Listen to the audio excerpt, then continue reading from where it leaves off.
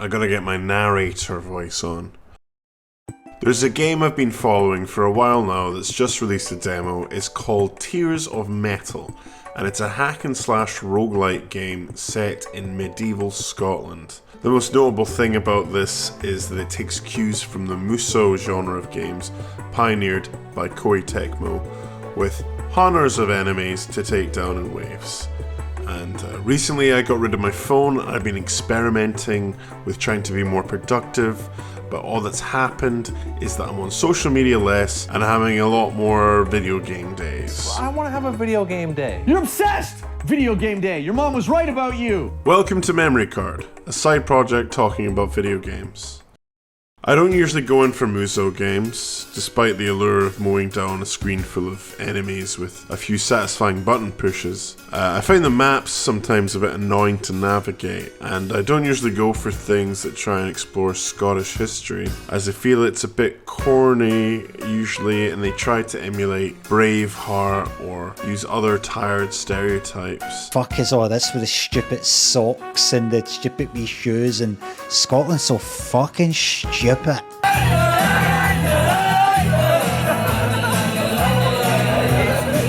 weird and fucking cute, mate.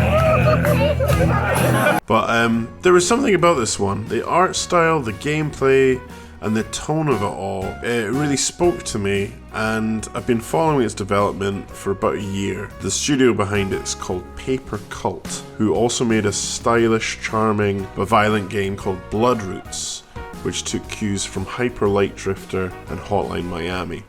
Interestingly, the studio is based in Montreal. This time the Musou influence and roguelike sensibilities are taking stage. In Musou games, there's usually a big battle on one corner of the map, and it tells you to go to the opposite side for another battle, and then back again, and so forth.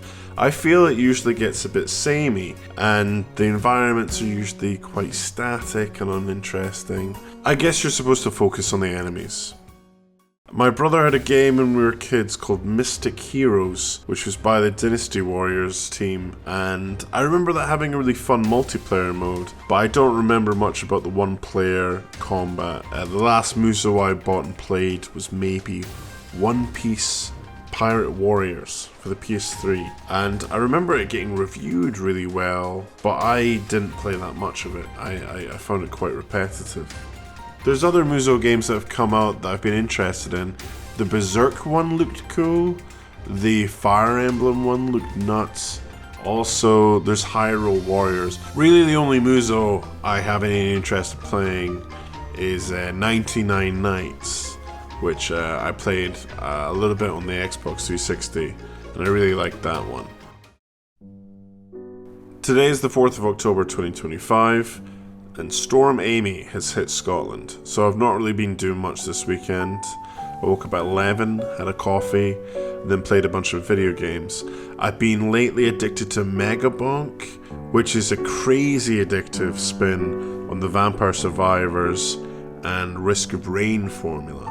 And wait a minute, I just realised that game's also about mowing down waves of enemies. So was Vampire Survivors a Musou? Maybe I like those games after all. It's a nice night outside, despite the wind. I went out for a walk around golden hour in the Scottish air. And it's not as bad as it must be in the West Coast, where this game is set, because I don't think they actually have power right now. I'm trying to use my old camera more, so because I don't have a phone anymore. And look at that beautiful pink pond. It's beautiful. Let me know if you want me to photograph your wedding or funeral. So then I got home and I saw that a demo for this had come out, and I was like, yeah, let's do this. And then I played it, and then I was like, oh yeah, I should make a video about this. It's currently 3 AM, so here are my thoughts in the game. An asteroid hits a Scottish island, and you and your countrymen need to take it back from the hated British that are driven to invade your land. Who can stop them other than the hero of legend, William Wallace?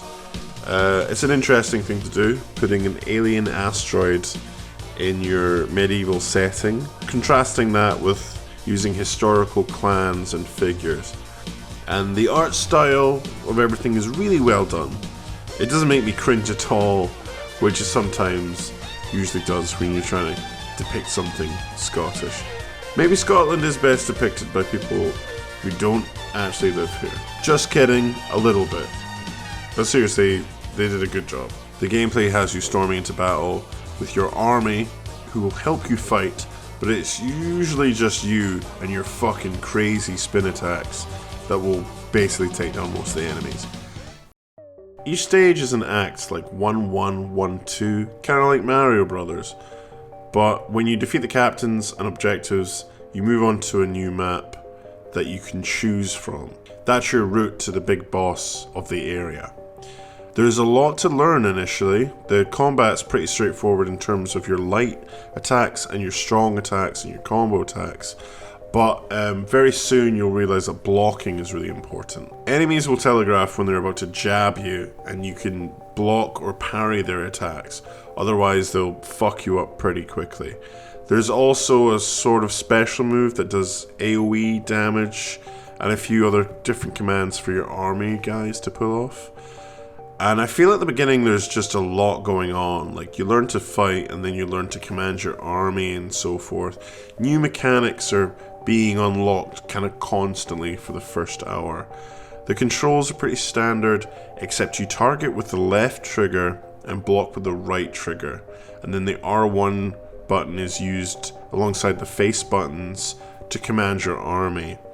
So that was a little bit of getting used to targeting and blocking with the triggers. Usually the games that I'm playing are taking pointers from the Souls series for combat these days.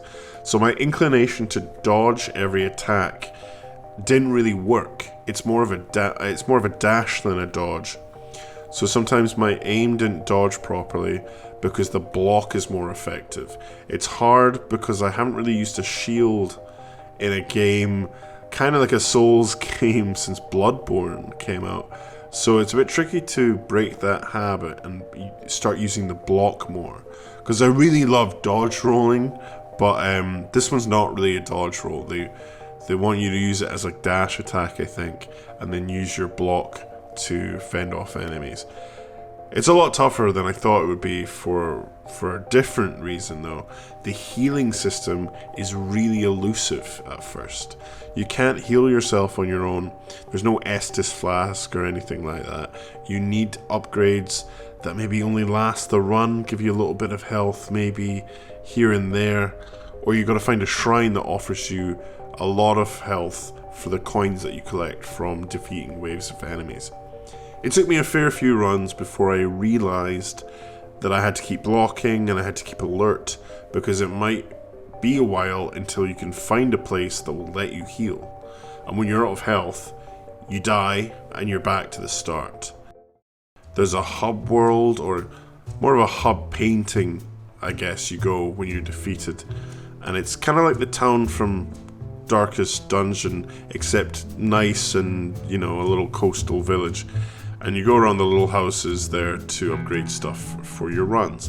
It's a nice little respite before going back into it. You can also upgrade and choose who you want for your army and unlock people to fight alongside you. It's a nice touch, but at the demo stage, I didn't really care about that stuff that much. Whenever I had an upgrade in the middle of a run that meant an ally would get a buff, I wouldn't take it. I would always take the ones that buffed me over that, because I'm not really thinking or seeing what they're doing in the middle of each round, because I'm just, doing crazy attacks. I guess your army can give you better stats when you start a run, but in the middle of it, I think you're just focused on not trying to die yourself. The enemies are varied. They've got sword guys, speared bros, archer cunts, like all of those. But then there's mid-bosses as well that have interesting fights, who can also be quite tough. The main big bad of the demo is a big fat fuck called Gillis, who you need to defeat in order to unlock the extra stuff in the demo. I don't play a lot of demos really. I mostly get them on my PC to see if a game will run fine, but this demo has a ton of unlockable stuff, half which I don't think I got to. I played for 4 hours and I didn't beat it. I know, that's shameful. I'm reviewing it and I didn't beat it. I tried a few times to kill the boss, but I died each time. And then to get back there, you gotta do it all again. It's about half an hour, but that's the loop. And then you get good and you get upgrades. So there's no real excuse. Like, you get better. But the last run that I got to him, my fucking controller died, and I just got destroyed immediately. I didn't have much health, but like I was, going into the fight, but whatever, it's fine. This demo has a multiplayer mode, and I tried to make a lobby and have somebody join, but I guess it was just, there was nobody on it. I guess not a lot of people know about this demo. There's a Discord where there's people looking for parties to join, but it's not very busy at the moment. And I didn't want to call anyone late at night to be like, come on, play this fucking game with me. So I figured I think I should make this video, because I have all these other things in the pipeline. But I really think that right now, that this game deserves a little bit more attention. I think not only is it Scottish, fucking Scotland. I think it has a stylish flair that really works for the concept. So I recommend you check this one out and try and get on the multiplayer to see what it's like with your friends. It's got bugs, that's for sure, and I think it's got, a bit of a learning curve. And some of the stuff I didn't really like about the maps or the layout of the runs, which are elements of Musou games, like the where the fuck do I go next kind of thing. It really frustrates me. And you have to keep looking at the map. That's, I know, it's kind of my fault. But I'm bad at reading maps. I always would forget about the map in the middle of a Musou and just fuck up the entire run.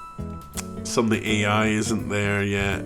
But overall, these are fast, short rounds that have that quality that you want in your roguelike, that one more run effect. I found myself playing and playing because I wanted to beat the demo. And I don't know if I ever will, but I feel like I will get the game on release because I like what they're doing here. I think it's a really ambitious project for an indie studio, and they're doing, they're ticking all the right boxes. So I do really hope that this game finds its audience. I'm surprisingly enough, as a Scottish person, I didn't think I would be the audience for this game because I'm not really into all that stuff. But I think they've done a neat job. Now it's time to go to bed and have sweet William Wallace dreams. Goodbye.